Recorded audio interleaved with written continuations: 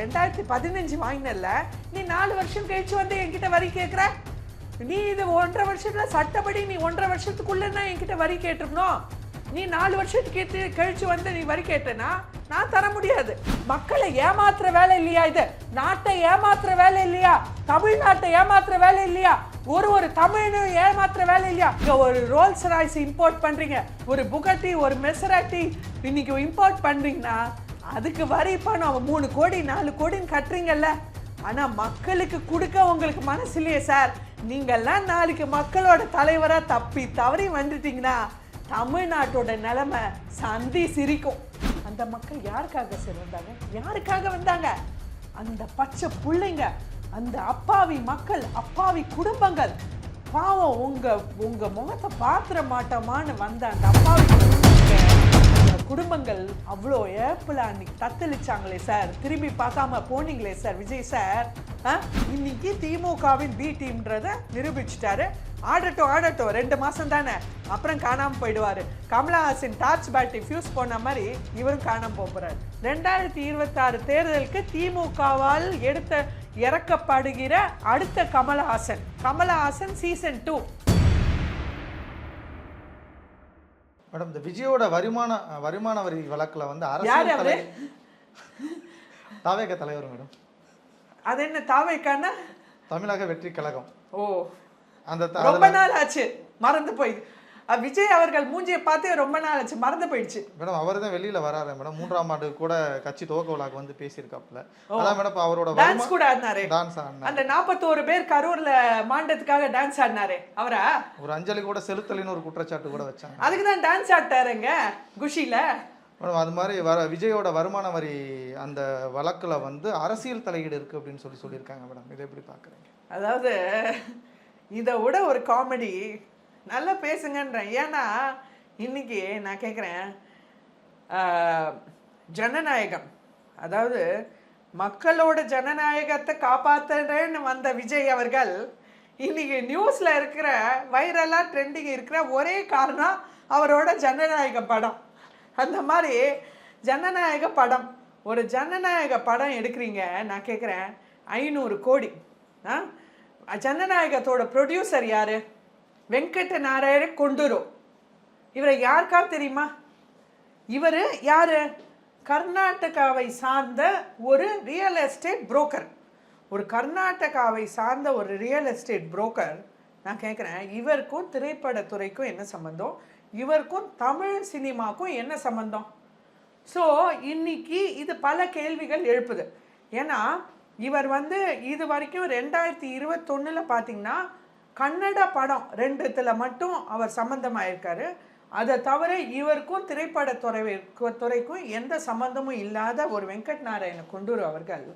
நான் கேட்குறேன், விஜய் சார் அவர்களே, நீங்கள் இந்த மாதிரி ஒரு பேர் தெரியாத ப்ரொடியூசர் கிட்ட எப்படி சார் டீலை சைன் பண்ணீங்க? நீங்கள் ஒரு மாஸ் ஹீரோ, அதாவது ஒரு பெரிய ப்ரொடக்ஷன்ஸு அப்படின்னா நீங்கள் சைன் பண்ணிங்கன்னா ஒத்துக்க முடியும். ஒரு பேர் தெரியாத ஒரு கேவிஎன் ப்ரொடக்ஷன்ஸ், ஒரு பேர் தெரியாத ப்ரொடியூசர் கிட்ட ஒரு 500 கோடி படத்தில் எப்படி விஜய் அவர்கள் சைன் போட்டாரு? இந்த 500 கோடி பணம் எந்த கலர்லேருந்து எந்த கலர் மாறுது அப்படின்னு இன்னைக்கு ஒரு பெரிய கேள்வி ஜனநாயகத்திலே வந்தாச்சு. அடுத்து ஃபாலோயிங் இப்போ, அதாவது இது விஜய் அவர்கள் முதல் தடவை இல்லை, இது அவர் எப்போதுமே பண்ற விஷயம்ன்றதுக்கு ஒரு எடுத்துக்காட்டான ஜனநாயகத்தை சொல்ல வரேன். அடுத்து உங்க கேள்விக்கு வருவோம். உங்க கேள்வி இன்னைக்கு புலி படம் 2014 விஜய் அவர்கள் என்ன சொல்றாரு? விஜய் அவர்களே 30 கோடி வாங்கினீங்கன்னு நீங்க இன்கம் டேக்ஸ்ல சொல்லியிருக்கீங்க. 30 கோடி நான் சம்பளமா வாங்கியிருக்கேன் புலி படத்துலன்னு 2015. இப்போ 2019 இன்கம் டேக்ஸ்லேருந்து உங்களுக்கு நோட்டீஸ் அனுப்புறாங்க, இல்லை சார் நீங்கள் 30 கோடி வாங்கலை, 45 கோடி வாங்கியிருக்கீங்க. அப்போ நீங்கள் 30 கோடிக்கான வரி தான் கட்டியிருக்கீங்க. மீதி 15 கோடிக்கான வரி 1.5 கோடி நீங்கள் வந்து கட்டி ஆகணும் இப்போ அப்படின்னு சொன்னதுக்கு விஜய் அவர்கள், சார் உங்களுக்கு நியாயமாக இருக்கா?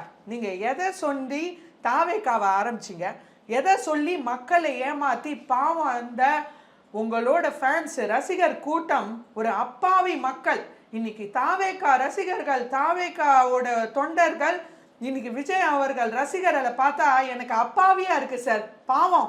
ஏன்னா அவ்வளோ ஒரு அன்பா அவர் சொல்லிட்டார்ன்ற ஒரு ரீசனுக்காக அவங்க எல்லாத்தையும் தொலைச்சிட்டு பல இளைஞர்கள் இன்னைக்கு களத்துல இறங்கியிருக்காங்க.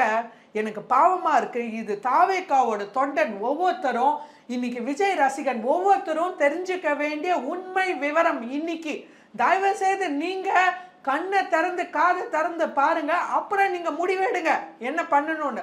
இன்னைக்கு நான் சொல்றேன், விஜய் அவர்கள் என்ன சொல்றாரு, அது எப்படி, ஆமா நான் பொய் சொன்னேன் 30 கோடி வாங்கினேன்னு நான் பொய் சொன்னேன், 45 கோடி தான் வாங்கினேயா, இப்போ என்னையா அதுக்கு, நான் 45 கோடி 2015 வாங்கினேன், அதை நீ எப்போ சொல்லியிருக்கணும், சட்டப்படி.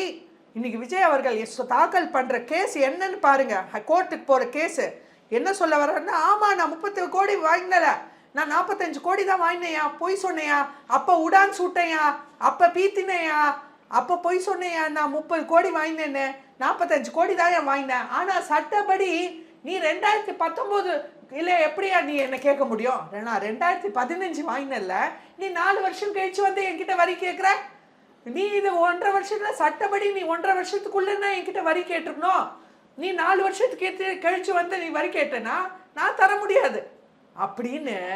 விஜய் சார் உங்களுக்கு நியாயமா இருக்கா? மக்களை ஏமாத்துற வேலை இல்லையா இது? நாட்டை ஏமாத்துற வேலை இல்லையா? தமிழ்நாட்டை ஏமாத்துற வேலை இல்லையா? ஒரு தமிழனையும் ஏமாத்துற வேலை இல்லையா? ஒரு அடிப்படை தமிழனையும் ஒரு கீழ்த்தரு மக்களையும் இன்னைக்கு ஒரு பிற்பட்ட மக்களையும் ஏமாத்துற வேலை இல்லையா விஜய் சார்? 1.5 கோடி உங்களுக்கு ஒரு பச்சா மணி இல்லையா? 1.5 கோடி உங்களுக்கு பாக்கெட் மணி இல்லையா? ஒரு படத்துக்கு 300-400 கோடின்னு வாங்குற நீங்க 1.5 கோடி உங்களுக்கு ஒரு பிச்சைக்கார பாக்கெட் மணி இல்லையா சார் விஜய் சார்? அதை இன்னைக்கு மக்களுக்காக தானமா கொடுத்துட்டு போங்களேன். வரி ஒரு தானம் தானே. வரின்றது இன்னைக்கு மக்களுக்கு, பிற்படுத்தோருக்கு, தாழ்த்தப்பட்டோருக்கு கொடுக்குற ஒரு தானம்.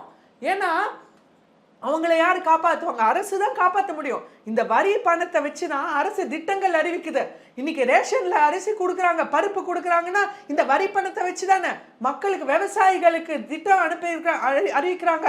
இன்னைக்கு மகளிருக்கு, முதியோருக்கு, இன்னைக்கு ஊனமற்றோருக்கு இன்னைக்கு திட்டங்கள் அறிவிக்கிறாங்கன்னா இந்த வரி பணத்தை வச்சுதானேயா விஜய் சார்? கொடுத்து போங்களே, மக்களுக்கு கொடுத்து போங்களே. இன்னைக்கு மக்களுக்கு தலைவர்னு, ஜனநாயக தலைவர், மக்களை காப்பாற்ற போறேன்னு தானே வந்து களத்துல இறங்குனீங்க. கொடுத்துட்டு போயா 1.5 கோடி. இதுக்கு போய் கோர்ட்டு அலைகிறீங்க. பிச்சை காசு 1.5 கோடிக்கு நீங்க ஒரு ரோல்ஸ் ராய்ஸ் இம்போர்ட் பண்றீங்க, ஒரு புகட்டி, ஒரு மெசராட்டி இன்னைக்கு இம்போர்ட் பண்றீங்கன்னா அதுக்கு வரி பணம் 3 கோடி 4 கோடின்னு கட்டுறீங்கல்ல. ஆனா மக்களுக்கு கொடுக்க உங்களுக்கு மனசு இல்லையே சார். நீங்கெல்லாம் நாளைக்கு மக்களோட தலைவரா தப்பி தவறி வந்துட்டீங்கன்னா தமிழ்நாட்டோட நிலைமை சந்தி சிரிக்கும். மேடம் ஊழலை ஒழிப்புன்னு சொல்றாரு மேடம், ஆட்சி அம்மன் சொல்றாரு.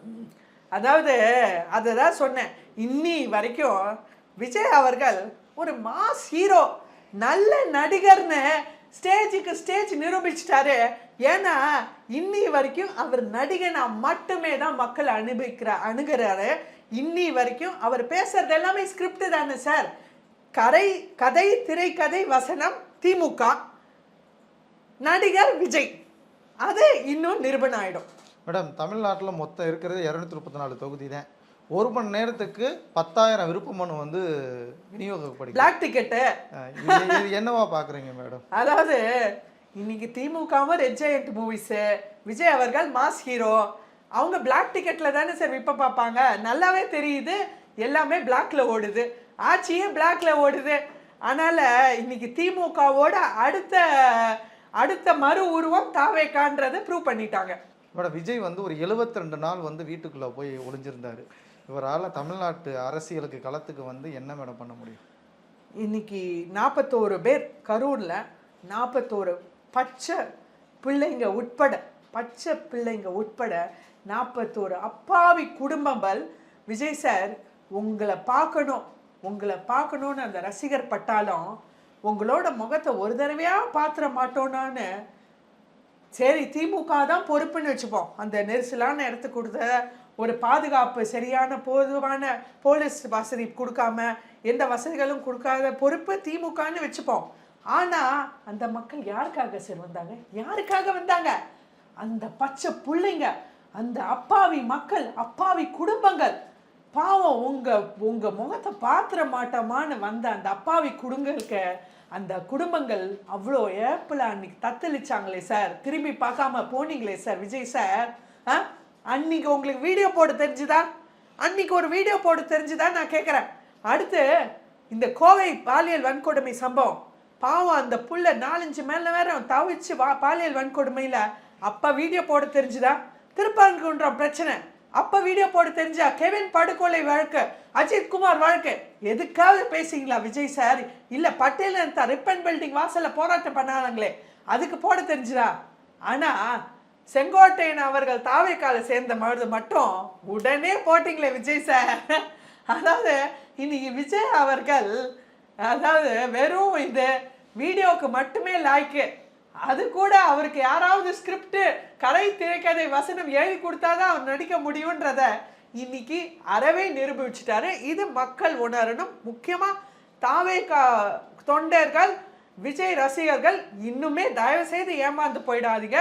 எலெக்ஷனுக்கு இன்னும் 2 மாசம் இருக்கு. அவங்க வேலையை பார்த்துட்டு வேற கட்சி மாறி போறது நல்லது. மேடம், தாவேகா தொண்டர்கள் வந்து சொல்றாங்க எங்க தலைவர் வந்து ஸ்டேஜ்ல நல்லா ஆடுவாரு, உங்க தலைவரால் ஆட முடியுமான்னு சொல்லிட்டு சோசியல் மீடியால கேட்டுக்கிறாங்க. இதை எப்படி பாக்குறீங்க? அதாவது விஜய் அவர்கள் அசிங்கமா இருக்கு இன்னைக்கு தமிழ்நாட்டை. இன்னைக்கு அதாவது மு.க. ஸ்டாலின் அவர்களாவது ஆட்சியில இருந்துட்டு தலைகுனிய வைக்க மாட்டோம்னு தப்பான விஷயங்களுக்கெல்லாம் இன்னைக்கு நாடு முழுக்க, ஏன் உலகம் முழுக்க தமிழ்நாட்டு நியூஸ்ல வருதுன்னா அதுக்கு ஸ்டாலின் அவர்கள் பொறுப்புனா, விஜய் அவர்கள் ஆட்சிக்கு முன்னாடியே அவர் ஆட்டம் தாங்கலை சார். அவர் ஆட்டம் தாங்கலைன்ற. ஏன்னா இன்னைக்கு இந்தியா முழுக்க இப்படி ஒரு தமிழ்நாட்டு அரசியலை அசிங்கம்னா இது விஜய் அவர்கள் 41 குடும்பம் மாண்டது கூட, அந்த 41 குடும்பம் எவ்வளோ தவிச்சிருக்கு கூட உணராம நீங்க ஸ்டேஜ்ல வந்து டான்ஸ் ஆடுறீங்களே சார். அதாவது நீங்க திமுகவோட பி டீம்னு இதுலயே நிரூபணம் ஆச்சு. மக்களின் திண்டாட்டம், தாவேகாவின் கொண்டாட்டம், விஜய் அவர்களின் கொண்டாட்டம். 3வது வருஷம் துவக்க விழான்னு கட்சி துவக்க விழான்னு நடத்திட்டு என்ன சார் சாதிச்சிங்க? 2 வருஷத்துல என்ன சாதிச்சிங்கன்னு நான் கேட்குறேன். எதுக்கு இவ்வளோ ஆட்டம்? அது இன்னைக்கு திமுகவின் பி டீம்ன்றத நிரூபிச்சுட்டாரு. ஆடட்டும் 2 மாசம் தானே, அப்புறம் காணாமல் போயிடுவாரு. கமலஹாசன் டார்ச் பேட்டரி ஃபியூஸ் போன மாதிரி இவரும் காணாமல் போகிறாரு. மேடம், ஒன்றும் இல்லை. இப்போ வந்து தாவேகா விருப்பமனு வாங்கும்போது பனையூரில் வந்து அவ்வளோ கூட்டம், அங்கே இருக்கிற மக்கள்லாம் வந்து போராட்டம் பண்ணாங்க. அதே மாதிரி தான் கரூரில் நடந்த சம்பவம் வேற. இவர் முன்னாடியே தமிழ்நாட்டுக்கு வந்து அரசியலில் என்ன பண்ணுவார் மேடம்? அதாவது ஃபஸ்ட்டு இன்னைக்கு விஜய் அவர்கள் ஒரு தலைவராக இருக்க தகுதி உள்ளவரான்ற பெரிய ஒரு கேள்வி வைக்க வேணும். ஏன்னா இது பனையூர் மக்கள் நம்ம கூட எங்கேயாவது அவர் சோஷியல் மீடியாவில் வர்ச்சுவல் வாரியர்ஸ் மூலமாக, அதாவது இன்னைக்கு பிரசாந்த் கிஷோர் அவர்களோட படு தோல்வி பீகாரில் நிரூபணம் பண்ணிடுச்சு. இதுலேருந்தாவது விஜய் அவர்கள் விழுத்து எழுந்திருக்கணும். தாவேகா தொண்டர்கள், விஜய் ரசிகர்கள் விழுத்து எழுந்திருக்கணும். அதாவது சோஷியல் மீடியாவோட லைக், ஷேரு, கமெண்ட் எல்லாம் நிஜ ஓட்டுகளாக மாறாதுன்றது இன்னைக்கு பிரசாந்த் கிஷோரோட பீகாரோட படுதோல்வி. இன்னைக்கு இந்தியா முழுக்க பிரசாந்த் கிஷோர்னா ஒரு அரசியல் நிபுணர். பல கட்சிகள் அவரை யூஸ் பண்ணிக்கிற தேர்தல் வியூகத்துக்கு. அப்படிப்பட்ட பிரசாந்த் கிஷோரை இன்னைக்கு ஒத்த சீட்டை வின் பண்ண முடியல பீகார் எலெக்ஷன்ல. விஜய் அவர்கள் இதை புரிஞ்சுக்கணும். அதை பனையூர் மக்கள் நேராக பார்க்குறாங்கல்ல சார்.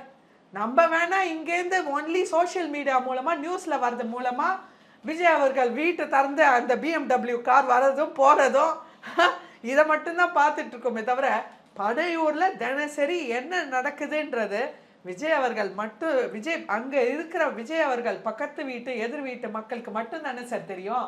அவங்க உண்மை நிலவரத்தை சொல்லிட்டாங்க சார். இன்னைக்கு இங்கே தாவேக்கா இருக்கிறது எங்களுக்கு ஒரு ஈழ்ச்சி, எங்களுக்கு வேண்டாம், எங்களோட நிம்மதியை கெடுக்கிறீங்கன்றத பனையூர் மக்களே சொல்லிட்டாங்க. பனையூர்லேயே தாவேக்கா ஒத்த கட்சியோட ஆஃபீஸை தாங்க முடியலன்னா தமிழ்நாடு எப்படி சார் தாவேக்காவை தாங்கும்? அவங்களே எங்களுக்கு இது ஒரு ஈழ்ச்சி, வேண்டாம், வெளில போங்கன்னு சொல்கிறாங்கன்னா தமிழ்நாட்டு மக்களும் அதே தான் சொல்கிறாங்க. வேண்டாம் சார், நீங்கள் தயவு செய்து அரசியலை விட்டு போயிடுங்க, உங்களோட தமிழ்நாட்டு அரசியலுக்கு வெட்கக்கேடு. மேடம், திமுக பேசுகிற மாதிரி தான் விஜயும் பேசுகிறாரு. அப்போ தாவேக்காவுக்கும் திமுகவுக்கும் என்ன சம்மந்தம் மேடம்? பி டீம்ன்றது விஜய் அவர்கள் ப்ரூவ் பண்ணிட்டாரு.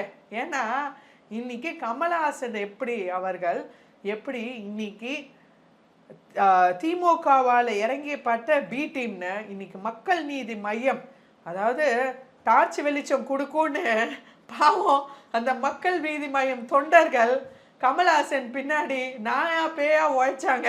2021 தேர்தல் பாவம் அந்த ஒரு பிச்சைக்கார எம்பி சீட்டுக்காக இன்னைக்கு கமலஹாசன் அவர்கள் பல 100 கோடி ராஜ்கமல் ஃபிலிம்ஸ் மூலமாக சம்பாதிச்சு இன்னைக்கு பெட்டி பாலிடிக்ஸ் பண்ணிட்டு இருக்க கமலஹாசன் அவர்கள் திமுகவோட பி டீம்னு எப்படி நிரூபணம் ஆயிடுச்சோ, அவர் ஒரு மக்கள் நீதி மையம் தொண்டர்களுக்கு துரோகின்றதை இன்னைக்கு எப்படி களத்தில் நிரூபிச்சிட்டாரோ, இன்னைக்கு விஜய் அவர்கள் 2026 தேர்தலுக்கு திமுகவால் இறக்கப்படுகிற அடுத்த கமலஹாசன் சீசன் 2. அது தாவேகா தொண்டர்கள் விஜய் அவர்கள் இன்னைக்கு தாவேகாவின் பெரிய துரோகி. இன்னைக்கு விஜய் அவர்கள் தாவேகா தொண்டர்களின் பெரிய துரோகி, ஒருவர் விஜய் ரசிகனின் பெரிய துரோகின்றது 2026 தேர்தல் நிரூபணம் பண்ணும் சார். மேடம், அதிமுக தலைமையிலான கூட்டணி வந்து வெற்றி பெறும் சொல்லிட்டு வட இந்திய ஊடகங்கள் சொல்லியிருக்காங்க மேடம். இது எப்படி மேடம் பார்க்குறீங்க? இன்னைக்கு பார்த்தீங்கன்னா தமிழக தேர்தல் அரசியல் களம் எப்படி இருக்கு அப்படின்னு பார்த்தோன்னா, என்ன தேர்தலில் இன்னும் 2 மாதம் கூட இல்லை, நம்ம நெருங்கிட்டு இருக்கு. Count down has begun. So இன்னைக்கு பார்த்தோன்னா இன்னைக்கு மக்கள் யாரை சூஸ் பண்ணக்கூடும் அப்படின்னு நம்ம யோசிச்சோன்னா, இன்னைக்கு ஆட்சியில் இருக்கிற திமுக கூட்டணி.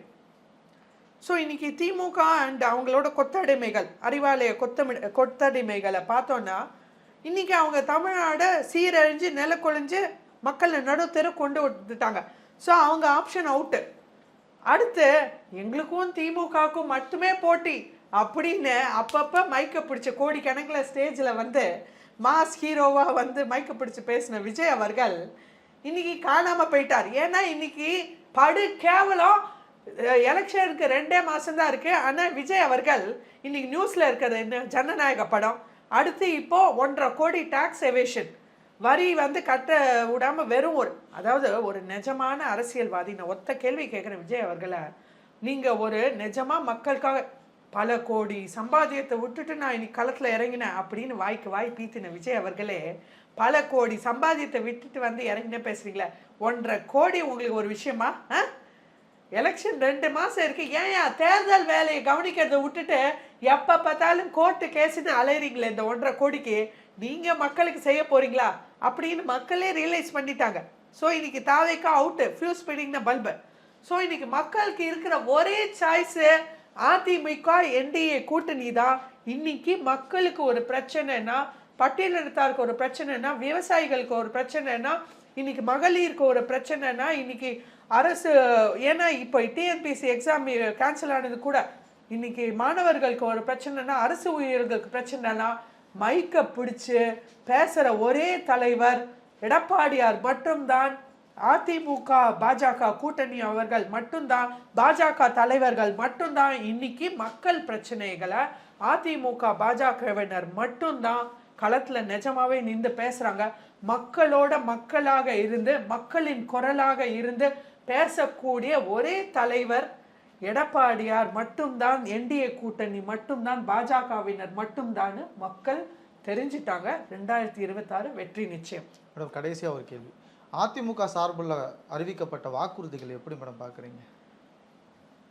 அதாவது இன்னைக்கு வந்து ரொம்ப ஒரு முக்கியமான வாக்குறுதிகள் அதிமுகவினர் அனௌன்ஸ் பண்ணியிருக்காங்க. என்னன்னு பார்த்தோன்னா, அவங்க வந்து அதாவது இன்னைக்கு எடப்பாடியார் வந்து ஒரு மிக சிறந்த ஒரு அரசியல்வாதி. அவர் வந்து இந்த மாதிரி திமுக மாதிரி குடும்ப வாரிசினால் அவர் வந்து ஆட்சிக்கு வரலை. ஒரு அடிப்படை தொண்டனா இருந்து இன்னைக்கு தலைவராக உயர்ந்திருக்கிற ஒரு நிஜமான ஜனநாயக தலைவர் எடப்பாடியார் மட்டும்தான் இன்னைக்கு தமிழக அரசியல் களத்தில். அப்படி இருக்க எடப்பாடியார் இன்னைக்கு அதிமுக ஒரு ஜனநாயக கட்சின்றதை நிரூபணம் பண்ணிட்டாரு. எந்த தொண்டன் கூட தலைவர் ஆகலாம்ன்றதை நிரூபணம் பண்ணிட்டாரு. ஸோ இன்னைக்கு அவர் தொண்டன்லேருந்து தலைவராக வந்ததுக்கான ஒரு அத்தாட்சி இந்த ஒரு தேர்தல் வாக்குறுதிகள். அவர் இன்னும் ஃபுல்லாக அனௌன்ஸ் பண்ணிகிட்டே இருக்காரு. ஸோ இது வரைக்கும் அனௌன்ஸ் பண்ணதை பார்த்தீங்கன்னா, கேஸ் மானியம், மகளிருக்கான பல திட்டங்கள், அடுத்து பார்த்தீங்கன்னா முக்கியமாக நம்ம தமிழ் கலாச்சாரத்தை காக்கும் இந்த ஜல்லிக்கட்டு போட்டியில் யாரான அடிபட்டாங்க இந்த மாதிரினா அவங்களுக்கான திட்டங்கள் அப்படின்னு பார்த்தீங்கன்னா இன்னைக்கு பார்த்தீங்கன்னா மக்களோட பிரச்சனைகள் அடிப்படை தேவைகளை புரிஞ்சுட்டு ஒரு வகுப்பு மக்களுக்கும் எப்படி நம்ம அவங்களோட அடிப்படை தேவைகளை இன்னைக்கு எப்படி பூர்த்தி செய்வதுன்னு சொல்றவன் தான் சார் தலைவன். இன்னைக்கு எடப்பாடியார் ஒரு சரியான மக்களின் தலைவர். அவர் ஆட்சி வந்தா தமிழ்நாடு நிஜமான சூப்பர் ஸ்டேட்டா ஆகும், நிஜமான விடியலை காணும்ன்றத எடப்பாடியார் தன்னோட தேர்தல் அறிக்கையில சொல்லாம சொல்லிட்டாரு. வெற்றி நிச்சயம். பல்வேறு அரசியல் கருத்துக்களை பகிர்ந்தமைக்கு நன்றி மேடம். நன்றி.